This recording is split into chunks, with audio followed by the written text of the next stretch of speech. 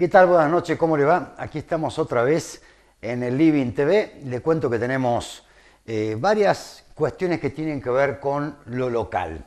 Lo local, pero vinculado con la situación económica nacional. Por ejemplo, hemos invitado a dos referentes del gremialismo local, el secretario adjunto de la CGT, José Ucelay, a su vez secretario general del Sindicato de Trabajadores de Obras Sanitarias, y al secretario general del Sindicato de Empleados Judiciales, José Durán, para que ellos nos digan su mirada de cómo está repercutiendo la crisis económica en los trabajadores. En otro orden, estuvimos también con el referente del Partido de la Equidad y el Trabajo a nivel nacional. Muchos ni saben de qué estoy hablando. El partido PARTE, que es el partido que pertenece al candidato a presidente Alberto Fernández y que tiene como presidente en el distrito San Luis nada más y nada menos que al exdiputado y ex concejal municipal José Giraudo. Tuvimos una entrevista a fondo con Giraudo para saber cómo ha estado trabajando en estos últimos tiempos en la campaña presidencial de Alberto Fernández, fundamentalmente en Buenos Aires, en Capital Federal, y también lo que se avecina de ahora en más. Una entrevista ciertamente muy jugosa. Por otro lado, estuvimos la semana pasada en San Luis con el diputado provincial Marcelo Sosa porque estuvo recibiendo a unos estudiantes de la Universidad de Villa Mercedes que le fueron a llevar un planteo concreto que felizmente, bueno, tiene ya avisos de solución gracias a una gestión que logró aprobación unánime en la Cámara de Diputados. Después le comento de qué se trata. Y finalmente vamos a hablar también de cómo está repercutiendo esta crisis en nuestra ciudad y en el sector industrial. Ya volvemos.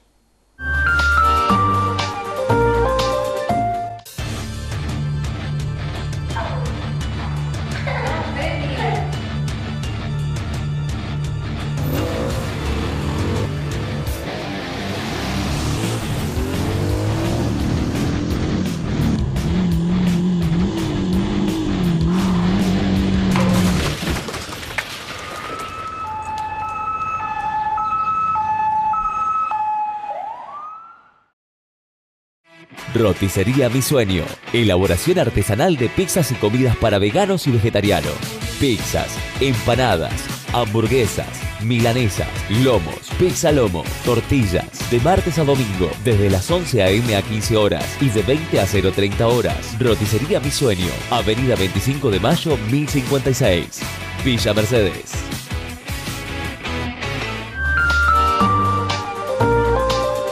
Bueno, nuestro país está viviendo una total y absoluta incertidumbre, tanto desde lo económico, pero sobre todo desde lo político.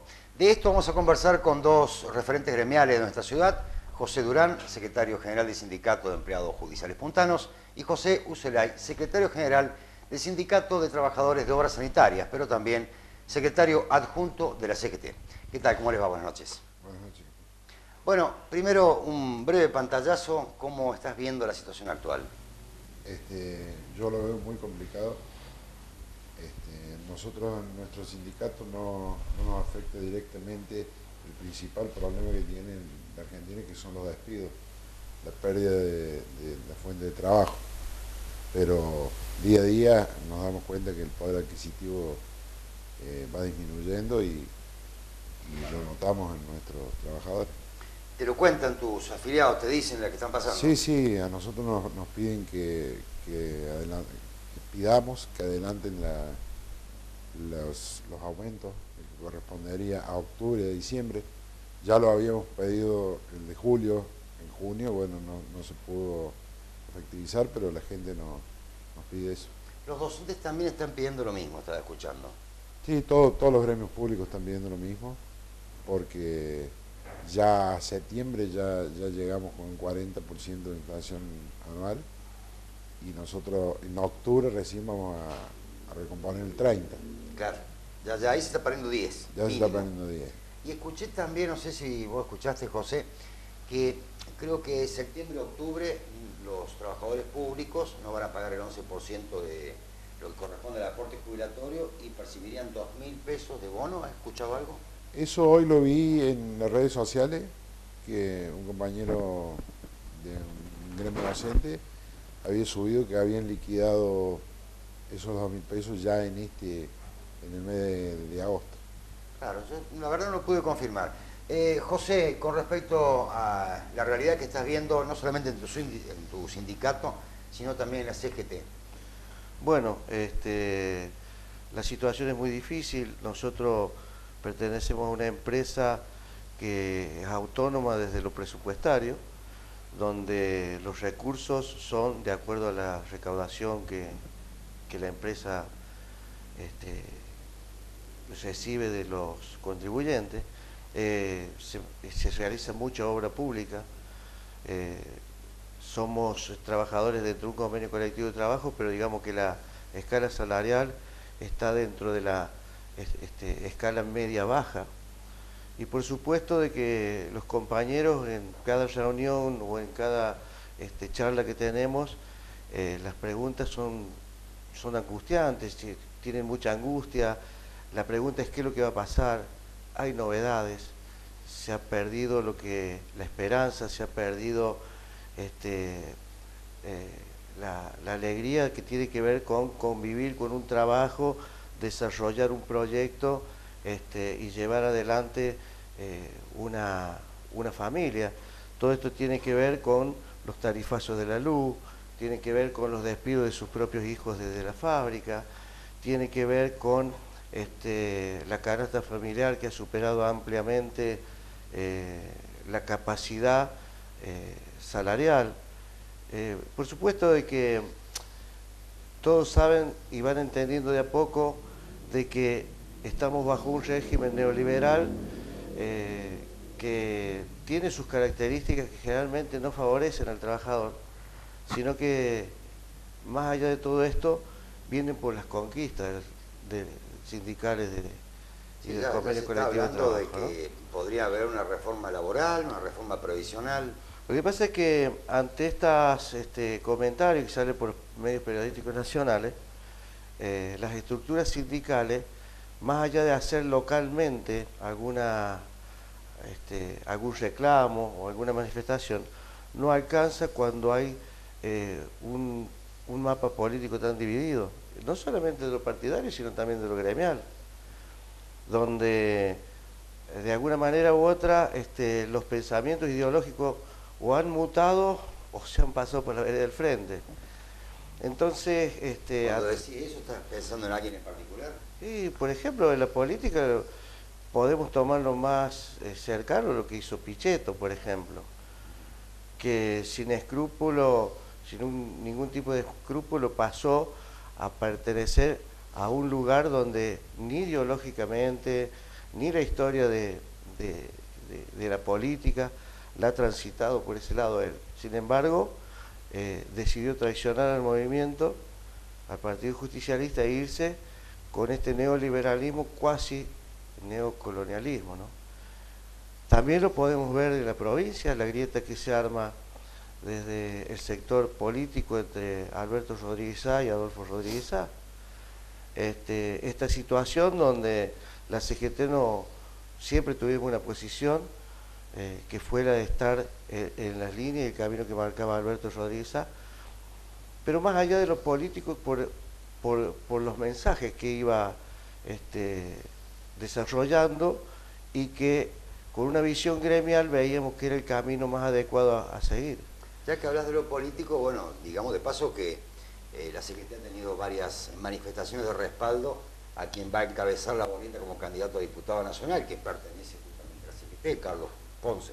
Sí, Carlos Ponce ha tenido, bueno, nos hemos hecho varias reuniones con los distintos sindicatos que componen la representación de las distintas actividades en la provincia. En la última reunión con Alberto Rodríguez Sá fueron más de 56 gremios a no solamente darle el apoyo a la conducción en el gobierno de Alberto Rodríguez Sá, sino el apoyo a Carlos Ponce como diputado. Creo que esto lo podemos dividir en dos ramas.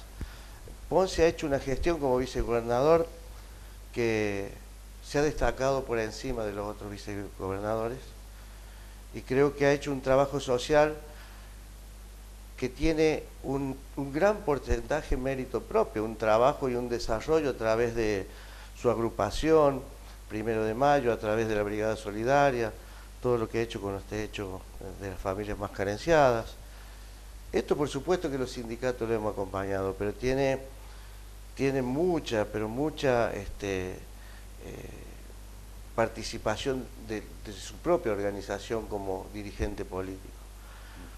Desde los trabajadores nosotros lo que reconocemos es que Ponce ha llevado al movimiento obrero a un lugar, creo que de privilegio, tirando, si se quiere, de un carro donde los dirigentes por ahí estamos discutiendo otras cosas y no estamos viendo con la mirada que él ha realizado hacia el futuro.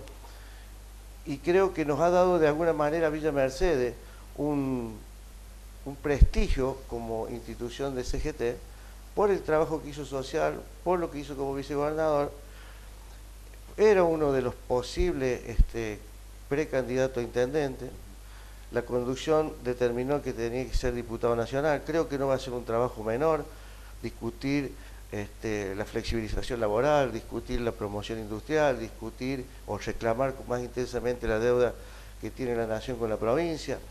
Va en la lista precisamente con la fórmula Fernández-Fernández, donde hace muy poco tiempo han hecho un preacuerdo, un prepacto, si se quiere, de que dentro de esta campaña política donde Alberto Rodríguez acompaña a la fórmula Fernández-Fernández se comprometen a pagarle la deuda que tiene la nación con la provincia. De acuerdo con los gobernadores peronistas. Todas estas coincidencias son las que, por supuesto, estamos convencidos y estamos unificando criterios y apoyando a Ponce como diputado nacional.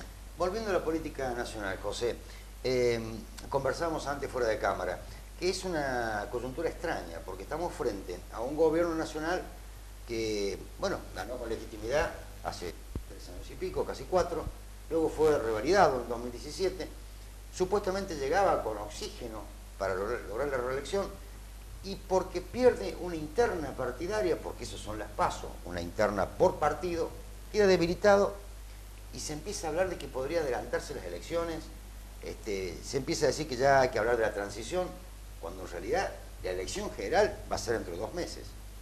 Sí, el problema fue que a la semana de asumir el gobierno de Macri hubo una devaluación, una devaluación en la moneda, el dólar saltó de 10 a 16 y nos dijeron que estaba bien porque ese era el precio real. Llegamos a esta elección con un dólar a 40 y pasada la elección del paso subimos a 60. Entonces la gente yo creo que tiene incertidumbre de no saber cuánto va a irse el dólar después de octubre. Y lo que no entendemos es qué va a pasar de octubre a diciembre.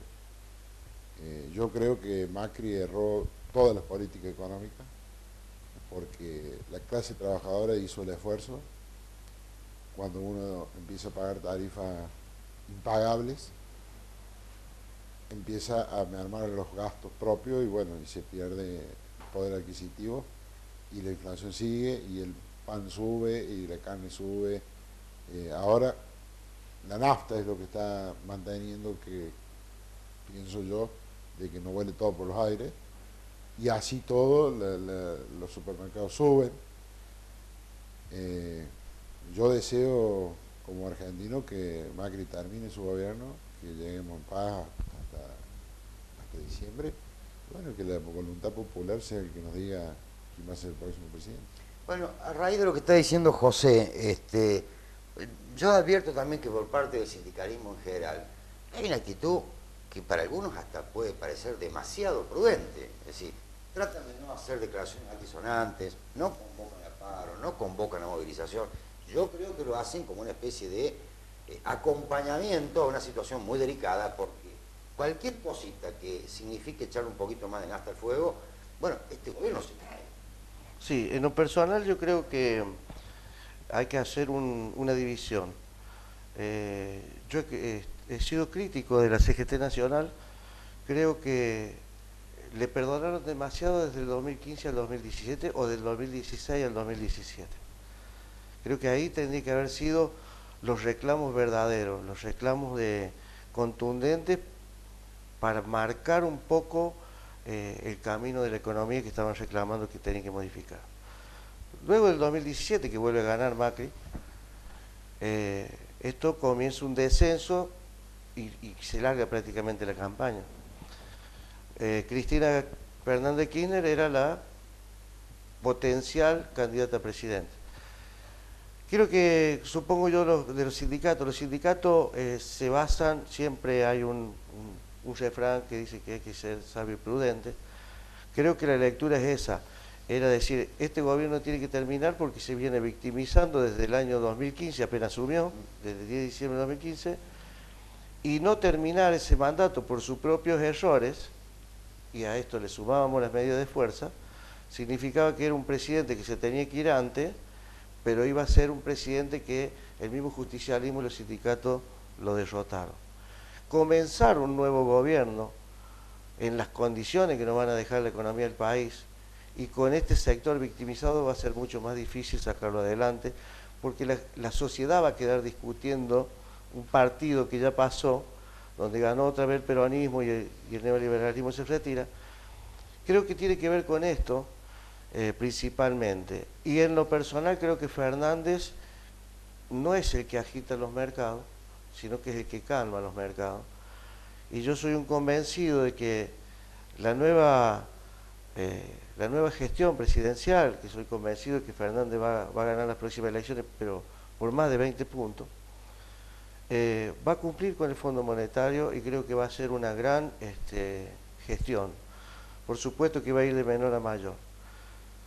Con respecto a la pregunta, tiene que ver con eso, con los sindicatos y los sectores del Partido Justicialista están tratando de que este presidente no darle más argumentos para que se victimice, lleguen las elecciones. Creo que las movilizaciones sociales están agitando demasiado la situación, tiene que ver con un estado de desesperación.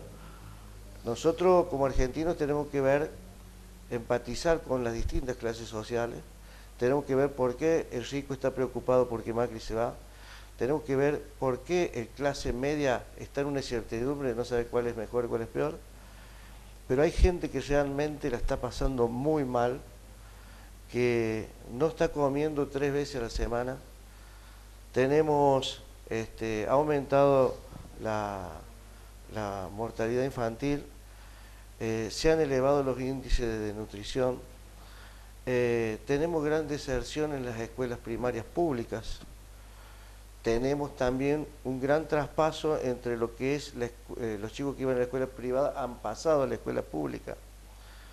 Han caído los índices de consumo de leche, que en un país productor a nivel mundial quiere decir que la gente no está pudiendo comprar la leche. La carne es un alimento muy importante, principalmente los niños, no sé si en la cantidad de nutrientes, pero también es como una tradición. Pero que hoy en día la gente no pueda comprar el pan o no pueda comprar la leche, creo que todos los ciudadanos argentinos, no solamente los dirigentes, deberíamos empatizar con todos los sectores sociales. ¿A ustedes les parece que una salida puede ser? Bueno, algunos lo han tirado por allí. El propio Alberto Fernández no lo ha descartado, creo que Labaña lo comentó, de que sea un gran acuerdo, no solamente político, sino político, social, económico, entre los trabajadores, los empresarios, los partidos, la iglesia. Ojalá. Yo pienso que este gobierno profundizó la grieta. Ellos tuvieron una gran oportunidad que le dio la gente en el año 2015, se quedaron en una pelea que resultó inútil y yo pienso personalmente que va a ser muy difícil volver atrás. Ojalá pueda hacerse un pacto entre todos los sectores y que atendieran una vez por todo el despegue, pero yo creo que no lo vamos a ver a la brevedad. José, ¿qué opinas de la posibilidad de un gran acuerdo? Yo creo que la dirigencia política ha tomado contacto con intereses que no tienen que ver con la Argentina. creo que está muy contaminado la dirigencia nacional política, que en definitiva para mí eso es lo que no permite que se pueda armar una gran coalición o un gran acuerdo y que se pueda sostener el tiempo, porque los acuerdos los podemos hacer en 5 minutos, el problema es sostenerlo en el tiempo cuando empiezan a estar las influencias de otros intereses. ¿A qué intereses te referís?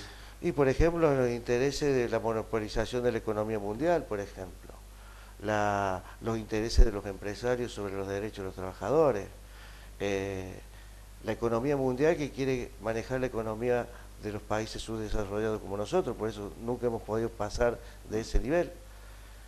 Yo creo que más allá de hacer un gran acuerdo, lo que necesitamos son dirigentes comprometidos con la patria. Tiene que ver con eso.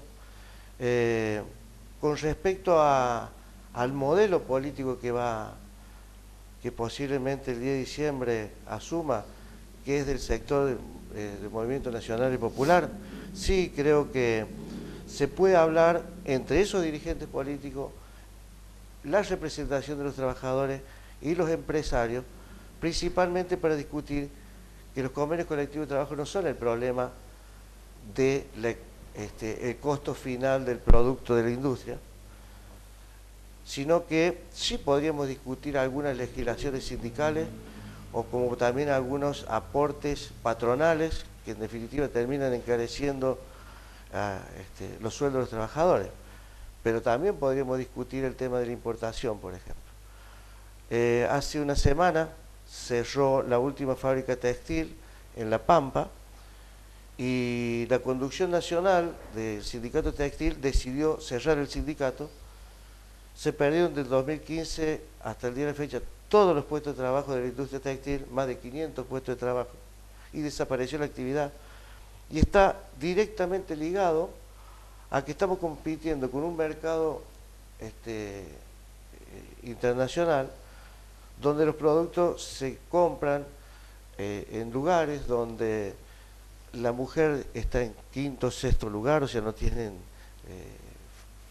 la hora de lactancia, si quedan embarazadas las echan. Ya, sin ningún derecho. Sin ningún tipo de derecho. Y con sueldo Y mucho cobrando más bajo. $70 por mes. ¿Está bien? Comiendo un plato de arroz y trabajando 20 horas por día, mano de obra esclavizada. Entonces, acá que no vengan a discutir el tema de los convenios colectivos de trabajo, que son el gran problema para competir con el producto. Acá el problema es que nosotros tenemos que cuidar el mercado interno. Las conquistas no son sindicales desde hace 10 años. Estamos hablando del año 47, 49. Sí, coincidiendo con lo que vos Entonces, decís, no. el otro día no recuerdo qué dirigente o si era un periodista que decía que cuánta mentira tendrá esta discusión de que el problema lo tienen justamente la legislación laboral, que cuando se produjo la crisis del 2001 y la transición entre Duhalde, Labaña y después Néstor Kirchner, se salió adelante de la crisis y en ningún momento se hizo ninguna reforma. No se hizo ninguna reforma, se recuperó el poder adquisitivo, se pagó la deuda. ¿Está bien? Y los puntos principales fue recuperar sacar las FJP de encima, que era por donde se fugaba muchísimo dinero, y comenzar a administrar de otra manera el ANSES y volver al sistema de reparto. Y desde ahí empezar a subsidiar las distintas cajas que habían entrado en crisis. Por supuesto que se puede resolver. Inclusive, el problema, por ejemplo, hoy la deuda que heredamos, que hereda cada uno de los argentinos a través del PBI, es una deuda muy grande. Repartida en cada uno de nosotros debemos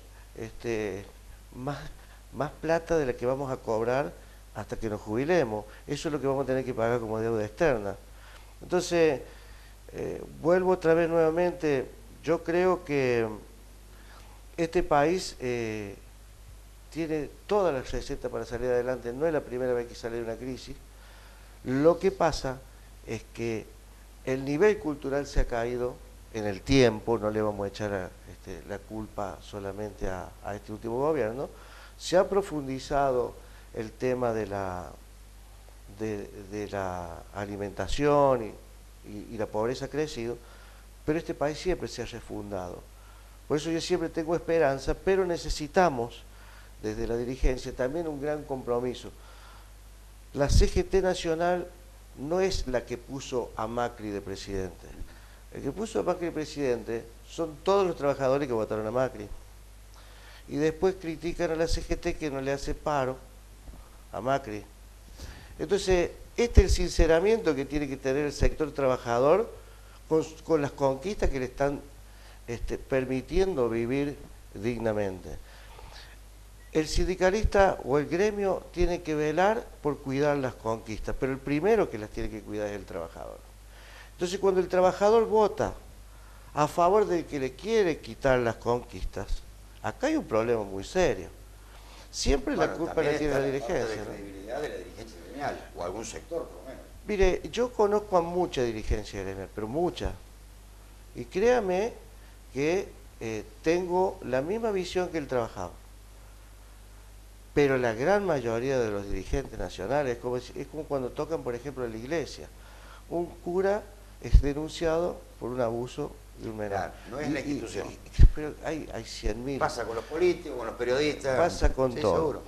Seguro. Yo veo muchos sindicatos de que tienen su impronta de decir son más combativos, menos combativos, más dialoguistas, menos dialoguistas.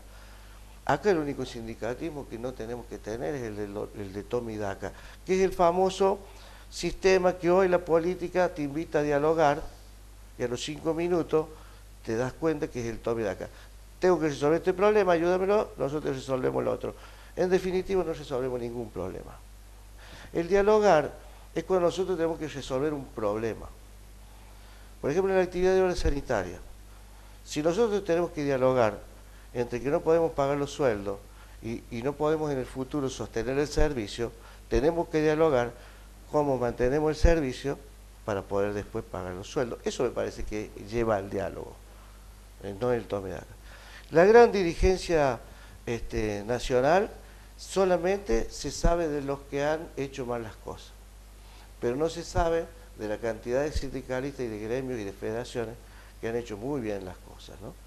Así que el trabajador, hay que invertir esto.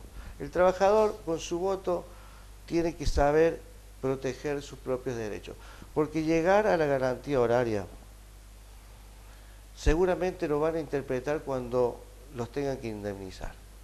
Cuando el propio trabajador tenga que poner a un fondo plata para que el empresario no tenga que sacar de su bolsillo la indemnización de ese trabajador.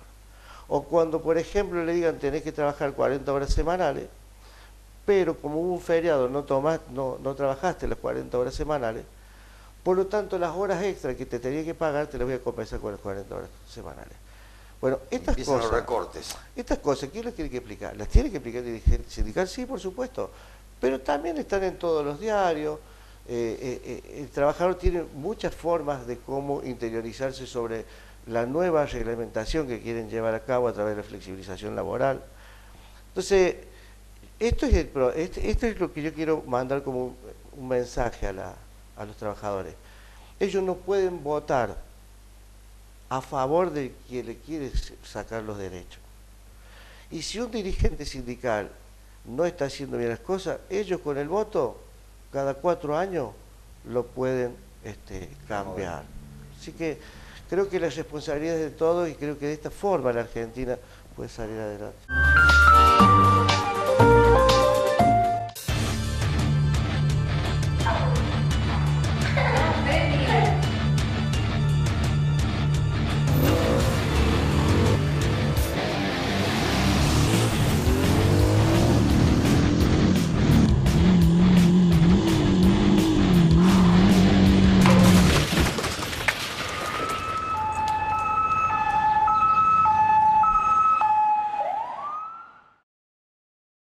Roticería Mi Sueño. Elaboración artesanal de pizzas y comidas para veganos y vegetarianos. Pizzas, empanadas, hamburguesas, milanesas, lomos, pizza lomo, tortillas. De martes a domingo, desde las 11 a.m. a 15 horas y de 20 a 0:30 horas. Roticería Mi Sueño. Avenida 25 de Mayo, 1056. Villa Mercedes.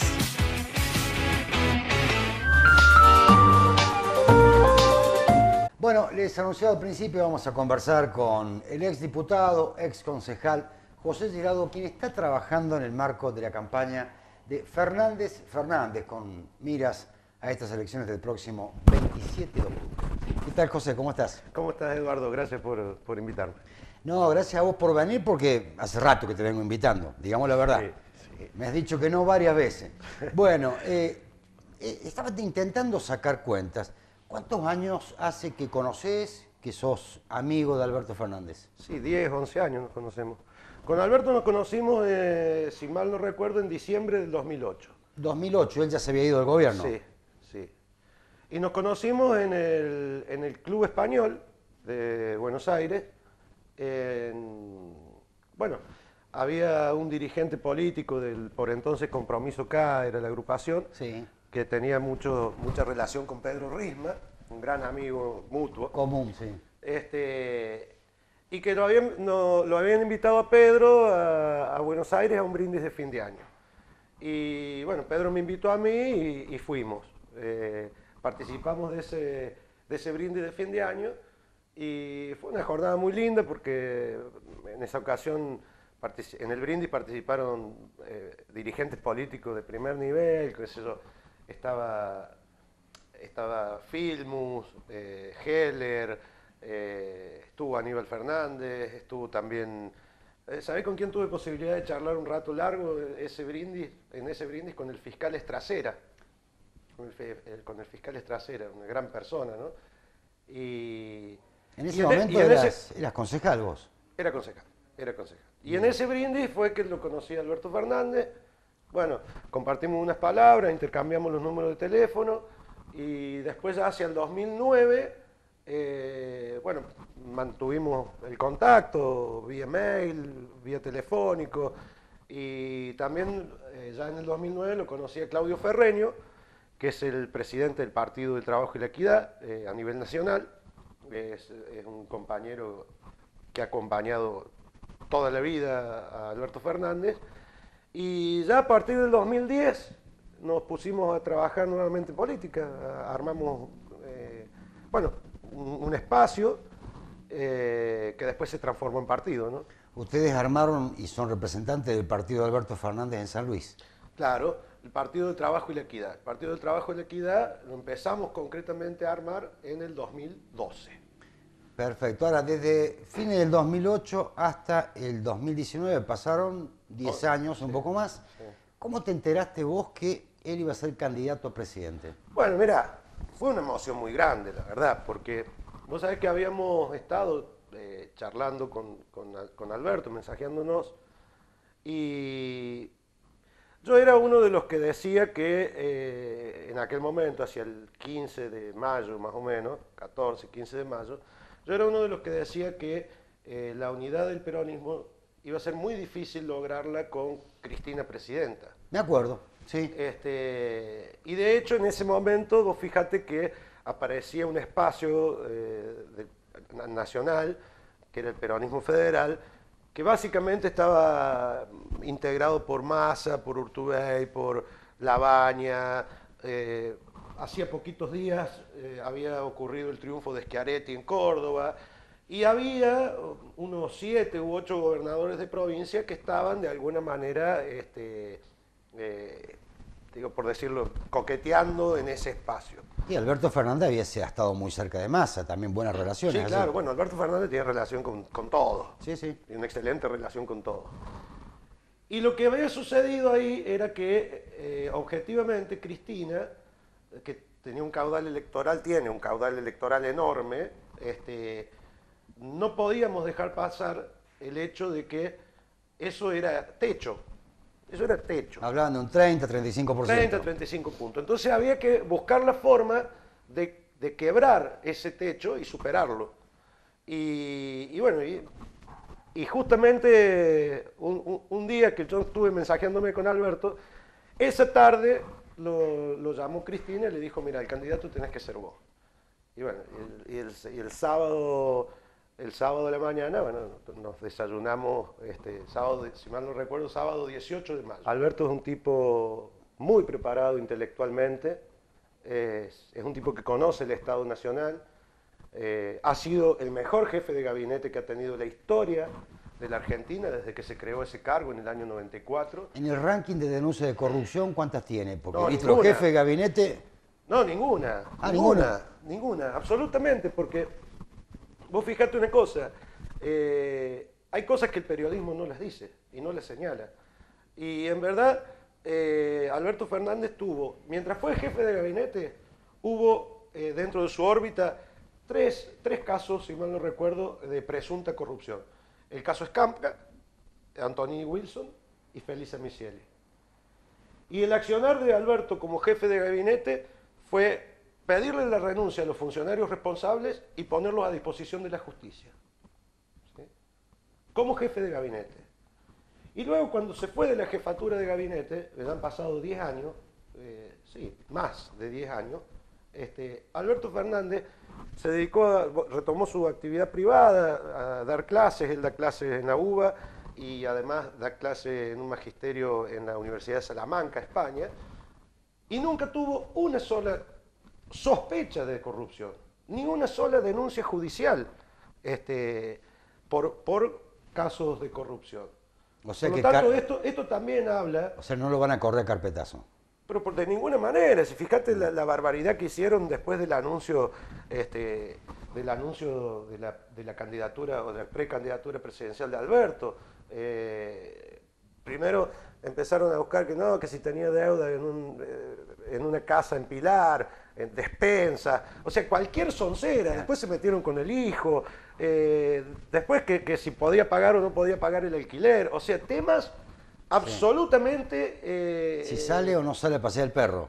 Sí, claro, claro. Y un poco todavía continúan con esa metodología, porque en definitiva Alberto emite una opinión y le echan la culpa de que el dólar se dispara, cuando en realidad nadie dice objetivamente que el dólar se disparó porque tenemos un inservible de presidente que castiga, que decidió castigar a los argentinos porque no lo votaron. Porque esto fue lo que pasó. Ya vamos a hablar de eso. Ahora, contame, porque estos últimos meses estuviste bastante borrado. ¿Estabas en Buenos Aires? Sí, andaban así en Buenos Aires, acá, en varios lugares. Bueno, pero ¿qué estabas haciendo en Buenos Aires? No, bueno, objetivamente fui a darle una mano a Claudio Ferreño. ¿Esto fue antes de las PASO? Sí. ¿Y qué rol ocupás vos en el partido? Bueno, el Partido del Trabajo y la Equidad, yo soy el presidente del partido del Distrito San Luis y soy el tesorero del partido a nivel nacional. A nivel nacional. Sí. O sea que te podemos pedir unos pesos o andamos mal la campaña. Somos un partido bastante pobre. Bueno, y allí en esta previa a las PASO, ¿qué experiencia tuviste? ¿Dónde te moviste? ¿Cómo No, se bueno, está fundamentalmente largando lo estuve acompañando a Claudio Ferreño, que además es un gran amigo, es candidato a legislador porteño, y bueno, básicamente militando, ayudando, colaborando en lo que uno puede. Y de lo que has visto, cómo se está desarrollando la campaña, es una campaña un poco extraña, ¿no? Bueno, no es una campaña extraña, es una campaña distinta. Distinta. Es una campaña muy heterogénea. Es una campaña que objetivamente yo la defino son muchas campañas dentro de una gran campaña. Porque objetivamente vos fijate que hay un comando de campaña que es el de Sergio Massa, otro comando de campaña que es el de Axel Kicillof, otro comando de campaña que es el del Instituto Patria con Cristina y toda su gente, y otras campañas con los 18 gobernadores de provincia que apoyan a Fórmula Fernández, donde cada gobernador tiene la autonomía y del diseño y del armado de la estrategia electoral dentro de su territorio. Y finalmente el comando del Instituto Patria, donde bueno, de alguna manera se amalgaman o se coordinan todas las decisiones y se unifican todos los actos electorales, proselitistas, etc. Vos estás trabajando en el entorno más cercano a Alberto Fernández. Sí, con Claudio Ferreño dentro del marco del Partido del Trabajo y la Equidad. ¿Es factible que venga Fernández a la provincia de San Luis? Es posible. Bueno, a Villa Mercedes ha venido muchísimas sí, veces. sí, y a San Luis Muchísimas también, veces. claro. Y a San Luis también. Pero sí, es probable, si su agenda se lo permite.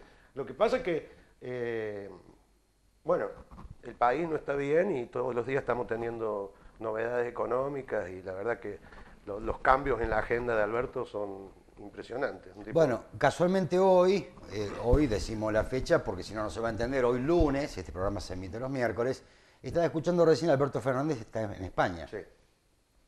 Creo que se iba a reunir con el primer ministro, creo que decían. Sí, sí, la verdad que no conozco la agenda completa de Alberto en España. Pero sí, toda la crisis económica que está sufriendo la Argentina, todos los vaivenes, los altibajos, imagínate, el día de ayer nos enteramos que volvíamos al cepo cambiario, indudablemente modifican no solo la agenda presidencial, cualquier agenda, pero obviamente la agenda presidencial la modifican, Sí, o del principal candidato, en realidad hablamos con propiedad, del principal candidato presidencial de los argentinos, ¿no? Te decía esto de España porque al menos lo que uno percibe periodísticamente, vos quizás por estar más cerca lo pueda ratificar esto, uno ve como que ya hay un comportamiento de ciertos factores de poder, incluso a nivel internacional, que comienzan a dirigirse a Alberto Fernández en otros términos. Es como que una elección que no definió nada, porque fue una interna partidaria, las pasos son Sí, esas. claro, a ver, yo te lo pongo en términos más mercedinos. Alberto ya tiene trato presidencial. Es virtualmente el presidente electo. Bueno, a eso iba. Y lo es por el caudal impresionante de votos que hemos obtenido. ¿A cuánto llegó finalmente el escrutinio? Finalmente 49,7% de los votos. Casi en todo 50%. el país. Casi el 50% de los votos. Y todas las encuestas hoy marcan que estaría superando, por lo menos equiparando, llegando al 54 puntos, pero a mí me da la sensación que va a ser un poco más. Ahora, sinceramente, en el entorno de Alberto Hasta Sí. el Fondo Monetario Internacional, cuando vino le dijo, usted es el próximo presidente. Sí, se reunió, de hecho se reunió. Ahora, en el entorno... Lo que pasa es que es necesario, independientemente de todos los datos con los que contamos para analizar y del resultado electoral, es necesario tener presente que todavía es candidato a presidente. Claro, por supuesto. No tiene ninguna responsabilidad de gobierno Alberto Fernández. El gobierno de Macri pretende hacerlo entrar en un juego, Alberto Fernández, que no es correcto. Alberto Fernández todavía no gobierna. Alberto Fernández, si la gente nos acompaña el 27 de octubre, va a empezar a gobernar a partir del 10 de diciembre. Después de la pausa vamos a hablar un poquito justamente de las propuestas y cómo sigue esta campaña a nivel nacional y también a nivel provincial y local.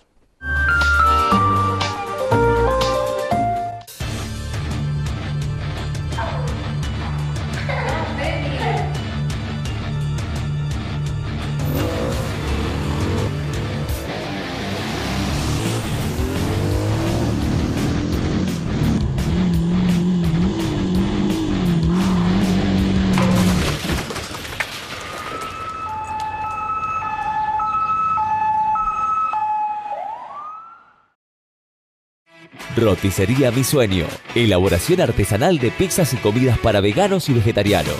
Pizzas, empanadas, hamburguesas, milanesas, lomos, pizza lomo, tortillas. De martes a domingo, desde las 11 a.m. a 15 horas y de 20 a 0:30 horas. Roticería Mi Sueño. Avenida 25 de Mayo, 1056. Villa Mercedes.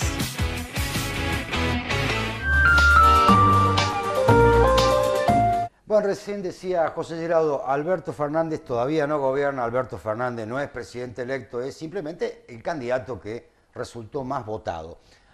Pero recibe trato presidencial y por lo tanto por allí el gobierno lo quiere pegar o hacerlo corresponsable de este descalabro económico. Sí, claro. Sí, claro. Pero creo que objetivamente Alberto no va a caer en ese juego y cuando digo nosotros me refiero al peronismo nacional, no podemos caer en ese juego. El presidente Macri tiene que terminar su mandato como corresponde, como lo marca la Constitución, el 10 de diciembre, sin mayores sobresaltos. Y creo que el peronismo tiene la obligación histórica de ayudar a que termine ese mandato. Pero obviamente las decisiones las está tomando Macri. No son decisiones que se estén tomando desde el peronismo. Esto Ahora, la sociedad lo tiene que tener bien en claro, ¿no? Ahora, lo que muchos ya están hablando, un poco por esto que decías, de que se lo considera ya el presidente electo, es que la brasa que va a recibir va a ser terrible. Bueno, es que Fernández. objetivamente no sabemos qué es lo que va a recibir. Desde ya un gran endeudamiento. Sí, claro, totalmente. Y fíjate que la Argentina ya entró en default. un default virtual, pero es un default. Sí, no un se puede default pagar la selectivo, cuenta. un default selectivo le dicen. Cuando sí. ellos dicen, cuando el gobierno dice, bueno, vamos a reperfilar, cuando el Fondo Monetario Internacional dice, vamos a reperfilar los vencimientos de la deuda, lo único que está diciendo es que la Argentina no puede pagar. Sí, sí, sumale ahora este control de cambios que antes era inviable, cuando decía no, hay que desregular la economía y bueno. En la Argentina, la semana pasada, en 2 días, se fugaron 1.900 millones de dólares. En 2 días. En 2 días. Para que todo el mundo lo tenga en claro o tenga presente.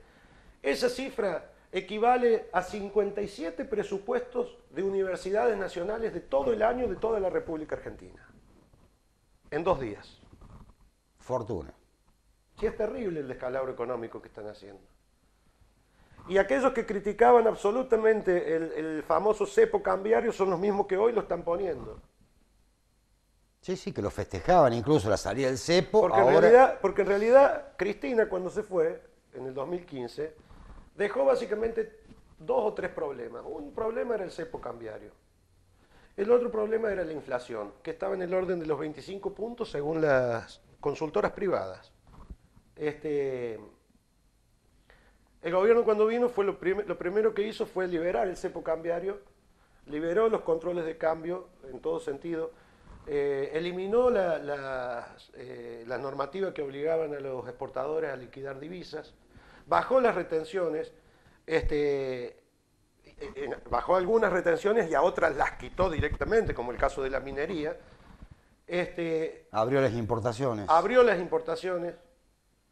Y hoy estamos hablando de un gobierno que tiene promedio 54 puntos de inflación anual. Restringió el consumo, cayó la industria.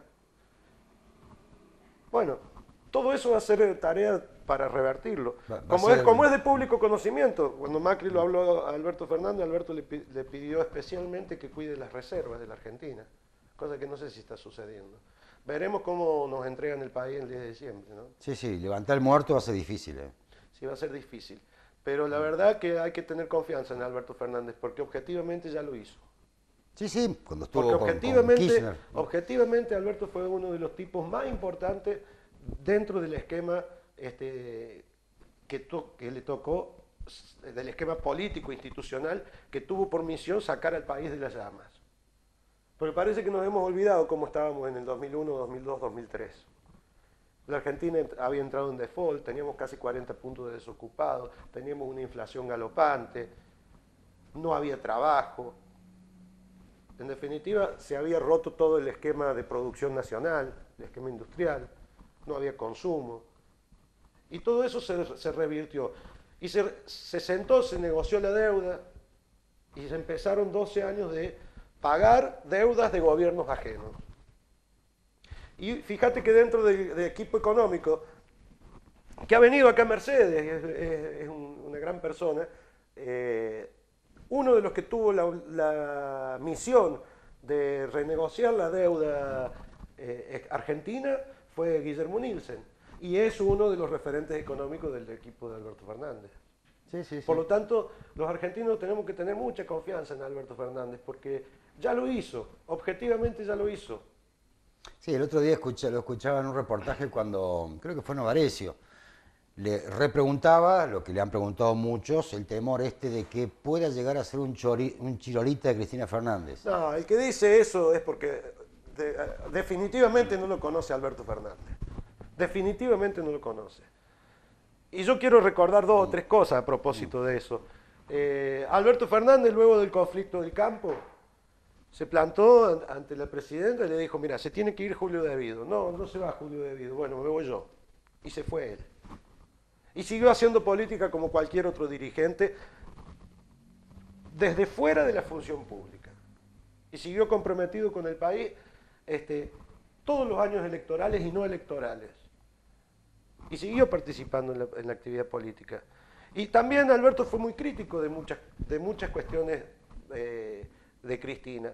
Todo el mundo ahora con cierta zozobra viene y dice, no, bueno, viene Fernández, va a ser un chirolita y vudú, y lo recuerdan a vudú. Y primero vudú está preso. Y segundo, que una de las personas más críticas de Amadou Boudou fue justamente Alberto Fernández.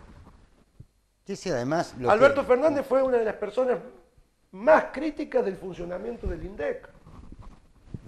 Fue uno de los que advertía que el cepo, implementado por aquel entonces, nos iba a traer un problema mayor a la hora de tener que eliminarlo. O sea, Alberto, seriamente nadie puede venir a decir que Alberto Fernández es un chirolita. El que dice eso es porque definitivamente no conoce a Alberto Fernández. Sí, escuchaba también sobre la respuesta que daba el propio Fernández a un periodista que le decía, ¿cómo es la cosa? Antes, cuando yo me fui del gobierno, confronté con Cristina, todos me hacían entrevistas y destacaban mi personalidad. Ahora que soy candidato a presidente, voy a ser chirolista de Sí, claro, Cristina. porque además todo, no todo, en este espacio político, el frente de todos que se llama, no todo es Cristina. No todo es Cristina. Está la gente de Sergio Massa, están los 18 gobernadores de provincia, está la gente del Instituto Patria, por supuesto. El Partido Justicialista.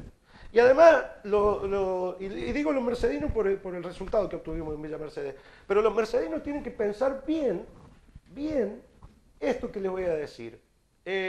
Labaña, el hijo de Labaña, ya ha dicho que si ellos pierden, que es lo más probable que suceda por la performance electoral que tienen, su padre, Roberto Labaña, va a ser parte del equipo económico de Alberto Fernández. Lo decís por Marco Labaña, el diputado nacional. Sí, claro. Lo dijo de su padre, Roberto Labaña. Sí, claro.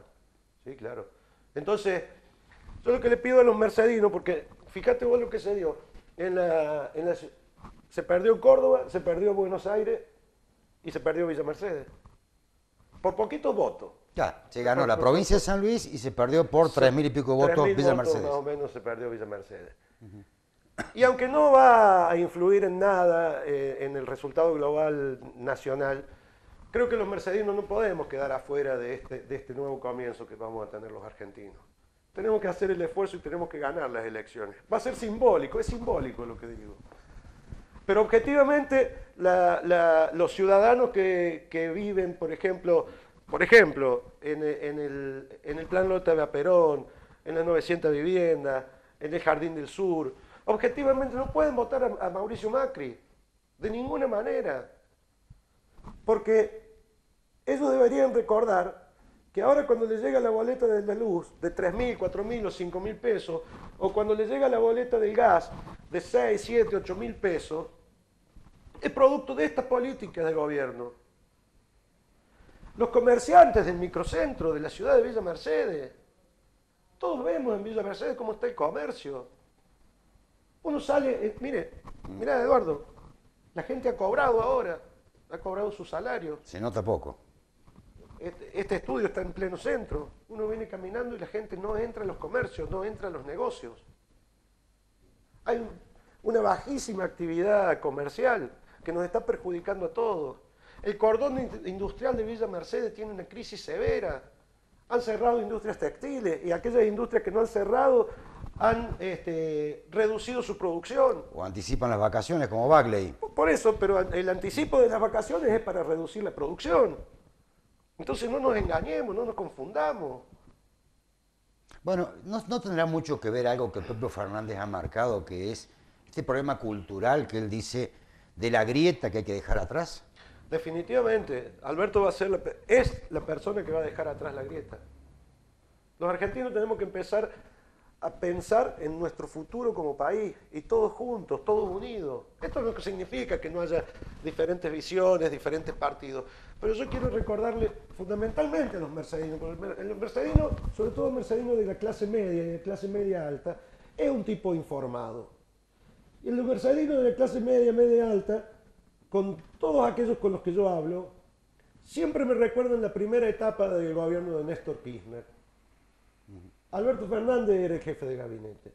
Y Alberto Fernández fue el creador de lo que en aquel momento se llamó la transversalidad, donde se pudo confluir y acordar políticas con sectores de diversa extracción política, con radicales, con socialistas, con gente del ARI como Graciela Ocaña, no sé si se recuerda. Sí, sí. Movimientos sociales, sí.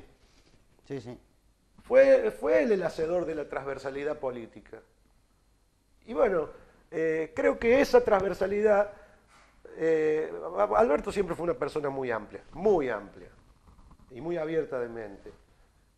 Tiene diálogo, es un tipo que puede sentarse a dialogar con el que piensa distinto, y eso es básico en la Argentina que tenemos que construir de acá. Bueno, haberse sentado con Cristina después de todo lo que se dijeron, está hablando de madurez de ambos. Sí, claro.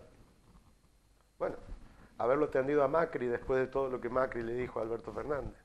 Claro, el mismo lunes le echó la culpa de que la corrida era por el kirchnerismo. Sí, claro.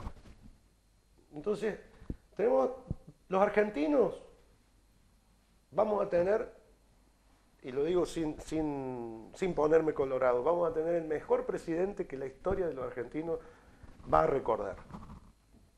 ¿Es cierto o es un mito? Me llegó por allí que alguna vez, cuando hacía poquito que lo conocías, vos le dijiste que creías que él tenía que ser presidente. ¿Es cierto eso? Sí, obviamente, pero nosotros lo acompañamos a Alberto Fernández desde el año 2008, 2009, porque estábamos convencidos de eso. Estábamos convencidos de eso. ¿Pero es cierto? Sí, claro, sí. Se acaba de ir el Y gobierno. de hecho yo recuerdo, lo que pasa es que la política argentina tiene tantos vaivenes y yo recuerdo que teníamos reuniones donde pensábamos en aquella época en ir a una primaria. Una primaria. En competir nacional. por una candidatura presidencial. Lo que pasa es que después los tiempos, las cosas... A ver, hubo un hecho que marcó también un antes y un después, que fue la muerte de Kirchner, ¿no? Tal cual. Y eso también cambió todo el panorama político, ¿no? Pero sí, para nosotros es un sueño que Alberto sea candidato a presidente. Y va a ser un gran presidente. Bien, para terminar, José, la campaña en la provincia de San Luis, ¿quién es el jefe de gabinete? ¿Cómo se articula? No, jefe de campaña será. El jefe de campaña, perdón, sí. No, la campaña, como charlábamos hace un rato, en la provincia de San Luis, indudablemente y naturalmente el jefe de la campaña de Alberto Fernández en la provincia de San Luis es Alberto Rodríguez Sá. El gobernador. Pero lo que tenemos que hacer el esfuerzo todos los peronistas es de respetar esa jefatura de campaña, por más que existan diferencias a nivel local, pero hay que respetar esa jefatura de campaña. Y debemos, los peronistas o los que nos sentimos dentro de este proyecto, debemos reencontrarnos y debemos hacer el esfuerzo para ganar las elecciones en Villa Mercedes. Bueno, es fácil, está medio gritada la cosa en el PJ. Bueno, pero ¿no? lo que pasa ahí es que... Digo, por esto de Adolfo Rodríguez Sá, de Merlo y después de Maxi Frontera, que es de otro sector. No, pero objetivamente lo que pasó ahí es que los mercedinos y los sanluiseños dirimimos nuestras diferencias el 16 de junio en las elecciones locales. Y la sociedad nos puso en un lugar determinado. Por lo tanto, también debemos acostumbrarnos a respetar los resultados electorales. Entonces ahora estamos discutiendo el paraguas mayor, que es la Argentina, que nos contiene a todos, porque Villa Mercedes no es una isla. San Luis no es una isla. ¿Cómo será que no es una isla? Que vos fíjate una cosa, Eduardo. Desde que asumió el gobierno de Macri, una de las primeras cosas que hicieron es eliminar el fondo de la soja. Eso implicó que para la ciudad de Villa Mercedes un menor ingreso de 80 millones de pesos anuales, o más, que era enteramente destinado a obra pública. Ahora con esta medida que anunciaron hace 15 días, una medida totalmente que estaba decantado que iba a ir a ser un fracaso, la eliminación del IVA en algunos alimentos, que a los únicos que favoreció es a los empresarios, porque no se ve reflejada la reducción en el costo de los alimentos. Lo único que produjo es que a la provincia de San Luis de acá a fin de año le ingresen 1.000 millones de pesos menos. Bueno, ya que habla del tema, hay una deuda impaga millonaria. Y a la ciudad de Villa Mercedes también le ingresan, según mis cálculos, le van a terminar ingresando entre 30 y 40 millones de pesos menos. Entonces los mercedinos tenemos que entender que no somos una isla. Los sanluiseños tenemos que entender que no somos una isla. Que si tenemos un gobierno nacional que fracasa, más temprano que tarde vamos a fracasar nosotros. Con respecto a esto que decía, ¿estás reunido con el gobernador para ver cómo se va a manejar la campaña aquí? Sí, tuvimos una reunión, tuvimos una charla muy agradable, bueno, muy agradable, una charla Buenas muy tardes. agradable y bueno, hay que ponerse a trabajar para revertir los resultados electorales en Villa Mercedes. ¿Jugaste al ajedrez o no? Un ratito. Un ratito y No, al final, no tablas. tablas. Claro, es decir, llegaba a ganar, se armaba ahí. ¿Eh? No, Gracias. fue así nomás apenas la apertura, nada más. ¿Viste que vuelve al ajedrez Kasparov? No sabía nada. No sabía nada, No, puedes sabía googlearlo. nada, Yo mirá. tampoco, recién veo el título. No he leído nada de eso. Bueno, gracias José, un gusto. ¿Eh? No, gracias a vos, Eduardo.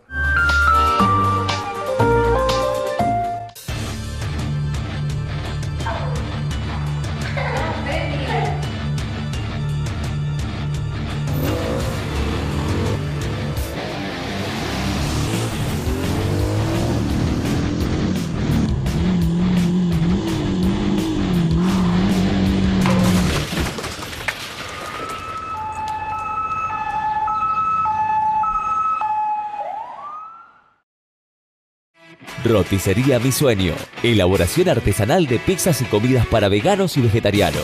Pizzas, empanadas, hamburguesas, milanesas, lomos, pizza lomo, tortillas. De martes a domingo, desde las 11 a.m. a 15 horas y de 20 a 0:30 horas. Roticería Mi Sueño. Avenida 25 de Mayo, 1056. Villa Mercedes.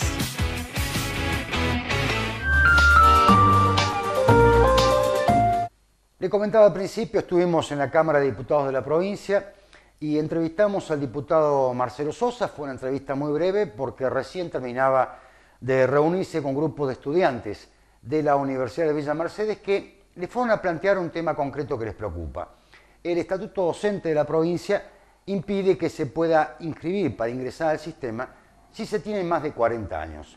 Y en los profesorados de educación inicial y de educación primaria que se dictan en la sede académica de Justo Arac hay muchos estudiantes que están recién en segundo año y que van a recibirse con una edad superior a ese límite.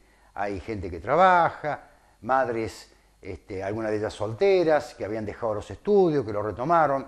Entonces, lo que fueron a plantear es que si la Cámara de Diputados podía hacer algo para revertir esta medida. Bueno, esto es lo que nos decía el diputado Marcelo Sosa. En horas de la mañana nos reunimos con un grupo de estudiantes de la UNVIM, es decir, la Universidad Nacional de Villa Mercedes, tanto del profesorado de nivel inicial y de educación primaria, porque nos plantearon un problema que consiste en que el estatuto de la provincia, el estatuto del docente, establece como límite para acceder al sistema 40 años. Pero teniendo en cuenta que estas alumnas van a egresar con más de 40, nos han pedido algún tipo de trabajo, algún tipo de acercamiento de posiciones para que puedan ingresar en el sistema educativo provincial. De esta manera estuvieron en la Comisión de Educación, fue reunido también posteriormente con el presidente de la Cámara, y se ha tomado la decisión de hacer una declaración por parte de la Cámara de Diputados de la provincia para que se inste, se solicita que a las juntas de clasificación de la provincia de San Luis que de manera excepcional contemplen el ingreso al sistema educativo de estas futuras docentes que esperamos que sean en muy poco tiempo. Usted además es candidato a director de la Escuela de Ciencias Sociales y Educación para las próximas elecciones. Así es, sí. Hago constar que este pedido fue presentado ya por el mes de mayo y hoy ingresó un pedido un reiterativo, ¿no?, de esta cuestión. Y sí, he tomado la decisión de ser candidato a director de la Escuela de Ciencias Sociales y Educación. Sería algo así como decano de facultad de la Universidad Nacional de Villa Mercedes. Ejerzo la docencia en los profesorados de nivel inicial y primario en la ciudad de Justo Arac, así que creo que es una oportunidad para seguir trabajando por la educación pública. Bueno, en este momento hay una matrícula importante en estos dos profesorados en Justo Arac. Sí, tenemos en primer año cerca de 300 alumnas, en el segundo año cerca de 90, creo que va a seguir creciendo porque es una gran oportunidad para que Justo Arac se afiance como un verdadero polo de formación de formadores, es decir, a los futuros maestros, es decir, la formación inicial, pero también a los docentes que están en ejercicio en el sistema, y creo que desde la ciudad de Justo Arac se puede hacer un verdadero hito para la educación pública de San Luis. Bien, esta entrevista la hicimos justamente el día anterior a la sesión en la cual el diputado, junto con otros legisladores, presentó este proyecto de declaración dirigido a la Junta de Clasificación pidiéndole que se haga una excepción, en este caso con los futuros egresados de los profesorados de educación que se dictan en Justo Ara. Y felizmente la iniciativa se aprobó por unanimidad.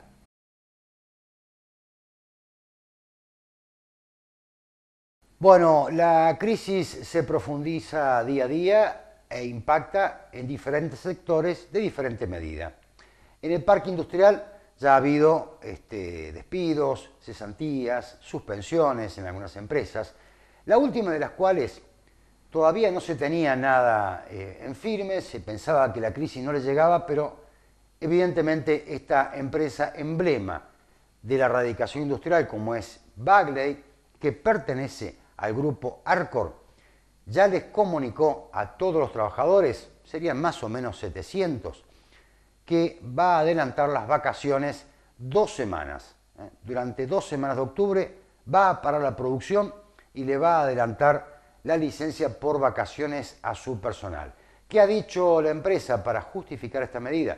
Bueno, que la estampida del dólar, la suba del dólar, la suba de la harina, de los costos de los servicios, ha llevado a que haya una crisis en la producción y por eso, como una medida de prevención, antes de hacer suspensiones o despidos, va a parar su producción 2 semanas.